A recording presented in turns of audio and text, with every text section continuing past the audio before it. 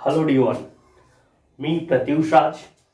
और आज हम लोग पढ़ेंगे बेसिक डायमेंशन चैप्टर का एक बहुत ही बेसिक सा प्रिंसिपल, जिसको हम लोग बोलते हैं प्रिंसिपल ऑफ होमोजीनिटी। ठीक है, प्रिंसिपल ऑफ होमोजीनिटी। प्रिंसिपल का मतलब है सिद्धांत। द वर्ड होमो का मतलब होता है सेम। अब देखते हैं ये है क्या। देखिए, बहुत ही सिंपल सा है। प्रिंसिपल ऑफ होमोजीनिटी कहता है क्या कि अगर फिजिक्स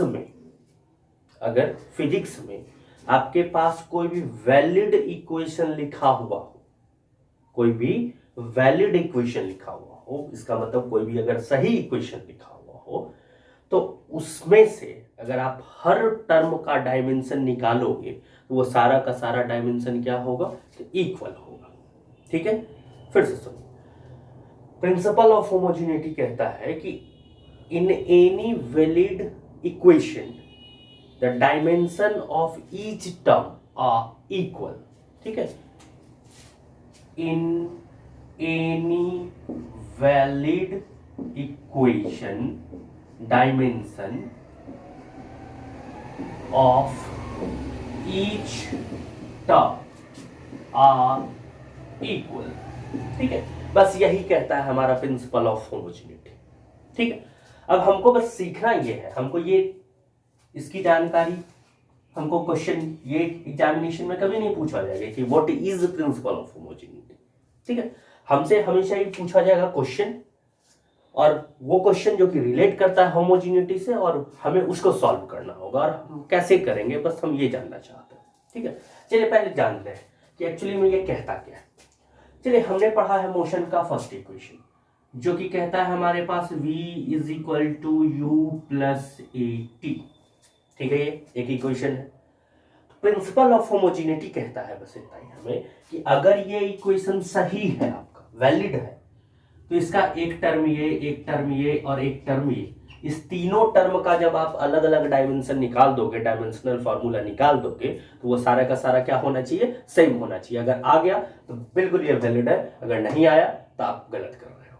बस इतना ही समझो। चलिए, v represent velocity. Velocity is equal to displacement by time.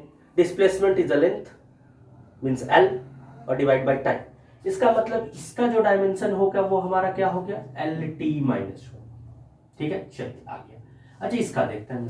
u again is initial velocity, तो अगेन डायमेंशन LT-1। ठीक है, ये दोनों तो सेम आ गया, देख रहे हैं हम। चलिए इसको देखते हैं। ये रिप्रेजेंट एक्सेलरेशन। एक्सेलरेशन का डायमेंशन क्या होता है हमारे पास, LT-2। ठीक है, ये और ये रह गया t रिप्रेजेंट टाइम, तो एक और टाइम हो गया हमारे पास। ठीक है, इसको करेंगे तो ये क्या हो गया, LT-1। आप देख रहे हो, इसका डायमेंशन, इसका डायमेंशन और इसका डायमेंशन, तीनों का डायमेंशन क्या हो गया, सेम हो गया। इसका मतलब प्रिंसिपल ऑफ होमोजेनिटी के हिसाब से ये एक कैसा इक्वेशन है, तो बिल्कुल ही वैलिड इक्वेशन है। समझ गए।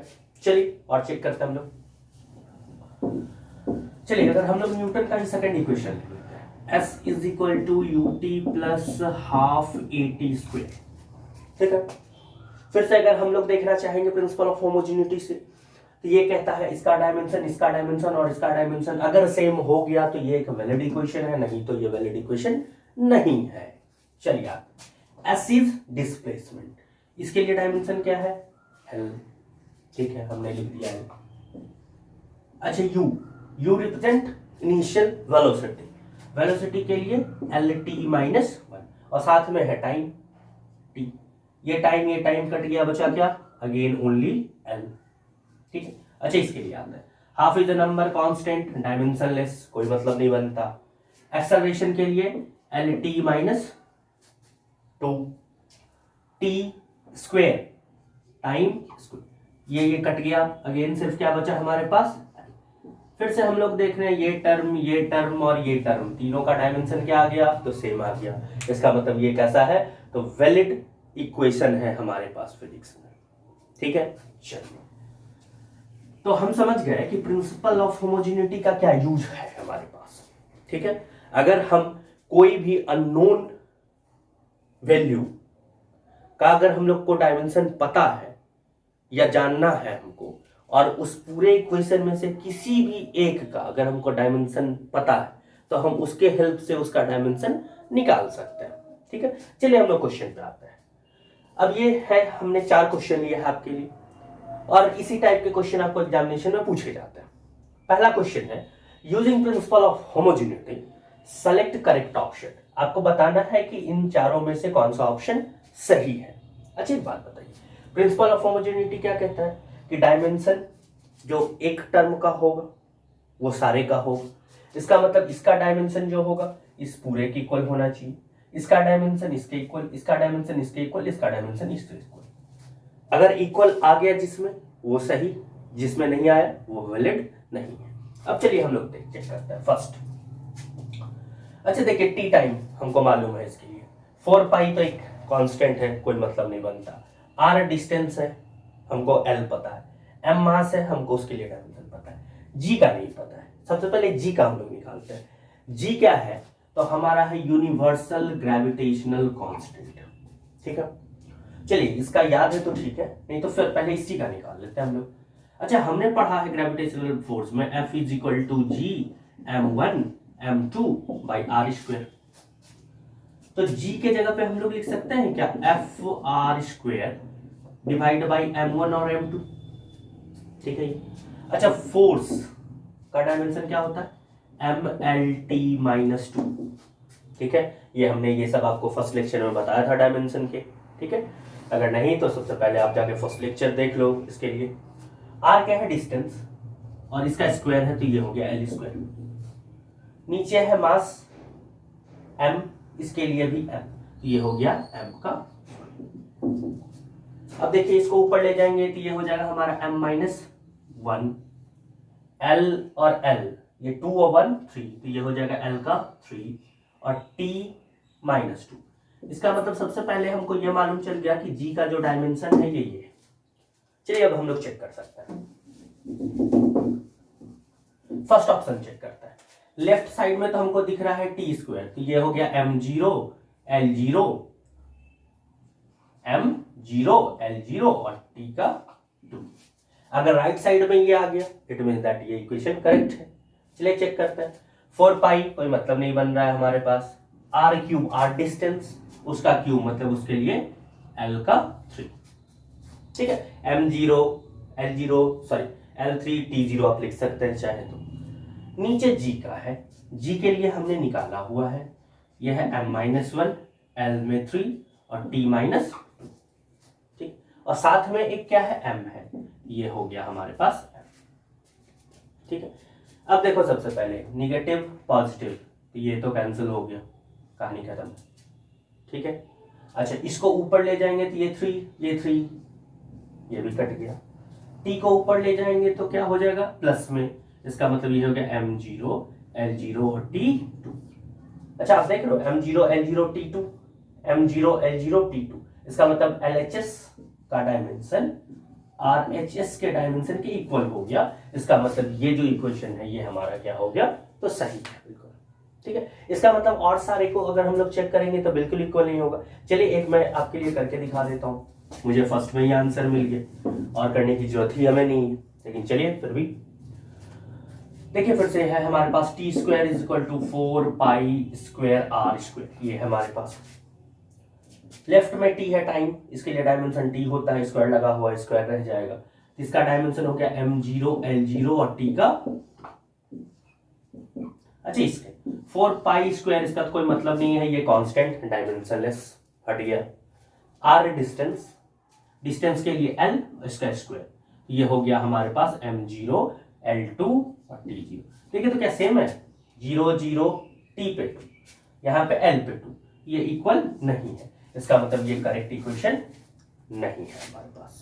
ठीक है, समझ गए, तो ऐसे ही बनाया जाएगा क्वेश्चन हमारे पास। चलिए अब सेकंड देखते हैं हम लोग। सेकंड देखिए हमारे पास कह रहा है कि work done W varies with displacement x as, ये एक हमारे पास इक्वेशन दिया हुआ है। इक्वेशन क्या है हमारे पास कि W is equal to ax plus b c minus x का स्क्वायर। जहां पे आपको बोल रहा है W वर्क डन है और x displacement, w work done है और x डिस्प्लेसमेंट है, और आपको पूछ रहा है कि आप a और b का हमें डायमेंशन बता दो। ठीक है, अच्छा देखिए, क्या हम लोग लिख सकते हैं क्या, dimension of w work done equal to dimension of ax, ये टर्म, साथ में हम लोग लिख सकते हैं क्या, dimension of b by C minus X का स्क्वायर, ये टर्म, तीनों टर्म का डायमेंशन, तीनों टर्म का डायमेंशन क्या होगा, इक्वल होगा। क्यों इक्वल होगा, according to principle of homogeneity, कि in any valid equation dimension of each term of the equation are equal. चलिए, तो ये देखिए, सबसे पहले तो हमको वर्क का डायमेंशन पता होना चाहिए। वर्क क्या होता है, तो फोर्स इनटू डिस्प्लेसमेंट। फोर्स का हम लोग जानते हैं होता है mlt माइनस 2, और डिस्प्लेसमेंट के लिए मतलब ये हो गया डायमेंशन किसका, वर्क का। चलिए इसको अरेंज करते हैं, ml2t माइनस 2, ये किसका हो गया हमारे पास, तो ये हो गया डायमेंशन हमारे पास वर्क का। ठीक है, हमको इसका निकालना है, a का पता नहीं हमें, और x क्या है, डिस्प्लेसमेंट, x क्या है, डिस्प्लेसमेंट, और डिस्प्लेसमेंट का डायमेंशन क्या होता है, l होता है। चाहे तो आप m0 t0 साथ में लिख सकते हैं। ठीक है, अच्छा a का निकालना है हमें, इसको उठा के इस साइड ले आते हैं हम लोग, इस साइड लाए तो ये हो गया ml2t माइनस 2, और डिवाइड में आ गया एक l। ठीक है, इस l को ऊपर ले जाएंगे तो ये हो गया ml2 माइनस 1 t माइनस 2, ये क्या बन गया हमारे पास, डायमेंशन किसका, a का। इसका मतलब हमको ये पता चल गया कि a का डायमेंशन क्या है, तो ये है mlt माइनस 2। ठीक है, अब सेम ऐसे ही अगर हम लोग करना चाहें, b का निकालना चाहें, तो देखिए कैसे निकाल सकते हैं हम लोग।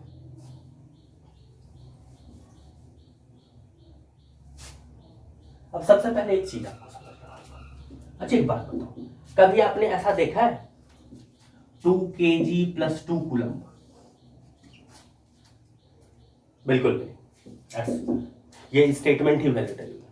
क्यों ऐसा ये वैलिड नहीं है, जब भी हम लोग किसी भी फिजिकल क्वांटिटी का कंपैरिजन करते हैं, एडिशन करें सब्सट्रैक्शन करें, तो वो हमेशा सेम फिजिकल क्वांटिटी के साथ ही होता है, हमेशा सेम फिजिकल क्वांटिटी के साथ ही होता है। ठीक है, इसका मतलब अगर केजी है तो उसका कैलकुलेशन केजी के साथ होगा, कूलम्ब है तो कूलम्ब के साथ होगा, लीटर है तो लीटर के साथ होगा, ग्राम है तो ग्राम के साथ होगा, कुछ भी आप पकड़ लो, पास्कल है तो पास्कल के साथ होगा। इसका मतलब है कि सेम फिजिकल क्वांटिटी का ही हम लोग एडिशन और सब्सट्रैक्शन कर सकते हैं। ठीक है, अब आइए सबसे पहले हम लोग इस पार्ट पे आते हैं, इसको अभी छोड़िए, इस पार्ट पे आते हैं। अच्छा हमारे पास है ये b और नीचे है c माइनस एक्स का स्क्वायर, चलिए b तो अकेले। अच्छा थोड़ा ये देखिए, तो x तो है डिस्प्लेसमेंट, ये हमको पता है, और इसका डायमेंशन होता है l, बड़ी अच्छी बात है जी, इसका डायमेंशन क्या होता है, l होता है, मतलब कि x है लेंथ। अच्छा एक बात बताइए, लेंथ का कैलकुलेशन किसके साथ होगा, जाहिर सी बात है लेंथ के साथ होगा, लेंथ का कैलकुलेशन टाइम के साथ तो हो नहीं सकता, लेंथ का कैलकुलेशन किसके साथ होगा, तो लेंथ के साथ होगा। इसका मतलब इसके साथ प्लस या माइनस में जो भी लिखा होगा वो भी क्या होगा, लेंथ ही होगा, और उसका भी डायमेंशन क्या होगा, तो सेम ही होगा। इसका मतलब है अगर इसके लिए l है, इसके लिए भी क्या होगा, l होगा, मतलब कि हमको ये मालूम चल गया कि c के लिए क्या होगा, l होगा। अब l ही नहीं होगा, स्क्वायर लगा हुआ है, क्या होगा, l का स्क्वायर। ठीक है, मुझे मालूम है आपको परेशानी हुई होगी इसमें, चलिए थोड़ा सा और समझते हैं। अच्छी बात हमें बताइए, चलिए इस पूरे टर्म को अलग से ले लेते हैं हम लोग, ये हमारे पास c और ये x इसका स्क्वायर। अच्छा मैथमेटिक्स में थोड़ा सॉल्व करेंगे इसको, तो हम लोग लिख सकते हैं क्या, a square plus b square minus 2ab। ठीक है, अच्छा बताइए फिर से ये इक्वेशन बना क्या, और प्रिंसिपल ऑफ होमोजेनिटी कहता है कि अगर कोई भी आपके पास इक्वेशन है तो उसके सारे टर्म का जो डायमेंशन होगा वो क्या होगा, तो सेम होगा। अच्छा एक बात बताइए, x तो नोन है आपके पास, x का डायमेंशन है l, स्क्वायर लगा है तो इसका डायमेंशन कितना होगा, l पे 2। इसका मतलब इसका भी डायमेंशन कितना होगा, अब समझ गए, कोई दिक्कत। इसका मतलब एक चीज हमको समझ आ गया, और वो क्या समझ आया कि c का जो डायमेंशन होगा, ठीक है, डायमेंशन ऑफ c जो होगा वो हमारे पास l होगा, ठीक है। डायमेंशन ऑफ c जो होगा वो कितना होगा, तो ये होगा हमारे पास, ठीक है। अब समझ गए। अब देखिए तो क्या हम लोग सॉल्व कर सकते हैं क्या, वर्ग का डायमेंशन ये है और इसका डायमेंशन और इस पूरे पार्ट का डायमेंशन क्या होना चाहिए, तो सेम होना चाहिए, ठीक है ये, क्योंकि हर एक पार्ट का क्या होना चाहिए, सेम। अब देखिए तो थोड़ा b का हमको नहीं पता है डायमेंशन, और c के लिए हमने निकाल लिया है कि इस पूरे पार्ट का, या आप सिर्फ अकेले का भी बोलो, क्योंकि ये भी एक क्या है, इक्वेशन है, इसमें भी हर एक पार्ट का डायमेंशन क्या होगा, तो सेम होगा। आप एक का बोलो या पूरे का बोलो, बात तो यही है। तो इस पूरे का डायमेंशन कितना होगा हमारे पास, तो ये l और इसका स्क्वायर, तो कितना होगा l स्क्वायर। इसका मतलब इसका डायमेंशन हम लोग लिख सकते हैं क्या, l स्क्वायर। अगर हमको अब b का निकालना है, तो ये देखिए तो उठ के इस साइड आ गया, ये हो गया हमारा m, ये 2 और ये क्रॉस गया मल्टीप्लाई, तो ये हो गया l में 4 और ये t का -2। ये डायमेंशन हमारे पास किसका बन गया, p का। एनी प्रॉब्लम, ठीक है। आई होप आपको अच्छे से समझ आया होगा ये चीज, ठीक है। चलिए अब हम लोग देखते हैं थर्ड क्वेश्चन हमारा, ठीक है। थर्ड क्वेश्चन कहता है हुक्स लॉ है स्प्रिंग में, ठीक है। वो उसके हिसाब से क्या है कि फोर्स इन स्प्रिंग मतलब स्प्रिंग पर जो फोर्स लगता है extended by length x is given by, आपको फोर्स के लिए फॉर्मूला दे दिया है स्प्रिंग का कि -kx होता है, ठीक है। जहां पे आपको दे दिया है x जो है वो एक्सटेंशन का मतलब लेंथ, x क्या है, एक्सटेंशन, एक्सटेंड क्या होता है, लेंथ होता है, मतलब कि x लेंथ, और f है फोर्स, f क्या है आपके पास, फोर्स। फिर से आपको निकालना क्या है, k का डायमेंशन, ठीक है। क्या निकालना है आपको, k के लिए डायमेंशन। अब देखिए कुछ नहीं है, फिर से अगर हम लोग इस प्रिंसिपल का यूज करें तो हर एक टर्म का डायमेंशन सेम होगा अगर वैलिड है तो ये तो फोर्स है, और इस साइड में एक ही टर्म है, क्योंकि मल्टीप्लाई वाले को एक ही टर्म बोला जाता है, प्लस माइनस जब होता है तो अलग अलग टर्म होता है। तो इसका मतलब डायमेंशन ऑफ फोर्स जो होगा वही डायमेंशन ऑफ kx होगा। इसका मतलब अगर k का डायमेंशन हम लोग निकालना चाहेंगे तो फोर्स का डायमेंशन और बाई x का डायमेंशन हम लोग लिख सकते हैं, ठीक है। फोर्स का डायमेंशन और बाई x का डायमेंशन, देखिए माइनस प्लस का कोई मतलब नहीं बनता है डायमेंशन में, आगे का माइनस प्लस उससे कोई मतलब नहीं बनता है, ठीक है। तो फोर्स का डायमेंशन क्या होता है, तो mlt-2, ये हमने पढ़ा हुआ है, और x है लेंथ, लेंथ के लिए क्या होता है l, l से l क्या हो गया, कैंसिल हो गया, क्या बचा ml0t-2। इसका मतलब कि स्प्रिंग कांस्टेंट का डायमेंशन क्या हो गया, ml0t-2, ठीक है। आई होप आपको अच्छे से समझ आया होगा ये, ठीक है। चलिए लास्ट क्वेश्चन,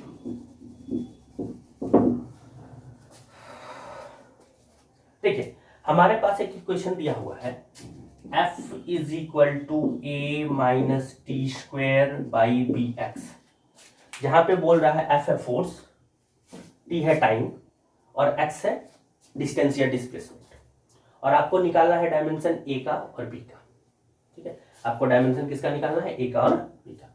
अच्छा एक बात बताइए, फोर्स का डायमेंशन और इस पूरे का डायमेंशन एक होगा, यहां तक तो ठीक है। अच्छा इस पूरे का निकालने के लिए सबसे पहले ऊपर वाले पार्ट पे चलता है। अब देखिए ऊपर वाला फिर से माइनस प्लस लगा है, मतलब दो टर्म है, इसका मतलब जो डायमेंशन इस पार्ट का होगा वही डायमेंशन इस पार्ट का भी होगा, समझ रहे हो। इसका मतलब हमको एक लाइन में समझ आ गया कि डायमेंशन ऑफ ए जो होगा वो क्या हो जाएगा, हमारा टी का स्क्वायर हो जाएगा, ठीक है, क्योंकि इसका और इसका सेम होगा। इसका क्या होगा, तो ये, तो ए का भी यही होगा, क्योंकि हमने पढ़ा है कैलकुलेशन हम लोग सेम फिजिकल क्वांटिटी का ही कर सकते हैं, ठीक है। चलिए अब आइए, अब कुछ है फोर्स का डायमेंशन हमको मालूम है क्या, mLT-2 ये होता है फोर्स के लिए।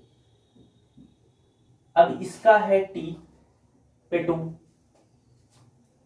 तो इस पूरे का क्या होगा T पे 2। अब ऐसा आप मत समझ लेना इसका डायमेंशन T पे 2, इसका डायमेंशन T पे 2, तो दोनों कट गया, हो गया 0। बाबू 5 kg माइनस 2 kg 3 kg होता है, ठीक है। And dimension represent unit, unit को बदल के हम लोग डायमेंशन लाते हैं, ठीक है। यूनिट गायब नहीं होता, यूनिट जीरो नहीं हो जाता है, क्वांटिटी भले ही जीरो होती है, अमाउंट जीरो होती है। तो ऐसा कभी मत पूछ लेना ये भी टी का स्क्वायर, ये भी टी का स्क्वायर, दोनों मिलके बन गया लड्डू, बिग लड्डू, नो लड्डू, ठीक है। डायमेंशंस को कंपेयर आप कर रहे हो तो डायमेंशंस क्या होगा, तो सेम होगा। तो ये हो गया इस पार्ट के लिए, क्या हो गया हमारा डायमेंशन टी। अब आइए ये बी हमें नहीं पता, एक्स क्या है, लेंथ, डिस्टेंस, तो इसके लिए ठीक है। चलिए कंपेयर करते हैं, इसको बी को इधर लाते हैं, ये तो टी ऊपर है, ये पूरा पार्ट आया नीचे, mLT-2 और एक L है हमारे पास, ठीक है। ये कोई परेशानी, चल फिर आते हैं, ये देखिए B है, M को ऊपर उठा के ले जाओगे तो ये हो जाएगा m-1, L2, इसको ऊपर उठा के ले जाओगे तो ये हो गया L-2, और ये देखिए T-2 है, इसको ऊपर उठा के ले जाओगे तो प्लस हो जाएगा, ऊपर में प्लस पहले से है 2, तो 2 और 2 कितना 4, तो T पे 4, ये हो गया आपको डायमेंशन किसका, बी का, ठीक है। I hope principal of homogeneity के सारे क्वेश्चन आपको बहुत अच्छे से समझ आए होंगे। तो इसी लेवल के क्वेश्चन, इसी टाइप के क्वेश्चन आपको एग्जामिनेशन में पूछे जाते हैं, ठीक है। अब एक और पार्ट है हमारा डायमेंशन का, क्लास 11th का जो चैप्टर है। अब हमको पढ़ना है कि डायमेंशन का यूज करके हम लोग कोई भी फिजिक्स का फॉर्मूले को कैसे डिराइव कर सकते हैं। अगर हमको नहीं मालूम है किसी के साथ किसका कैसा रिलेशन है, तो हम डायमेंशन का यूज करके उसका फॉर्मूले को डिराइव कर सकते हैं, ठीक है। ये हम लोग सीखेंगे नेक्स्ट वीडियो में। तब तक के लिए बाय।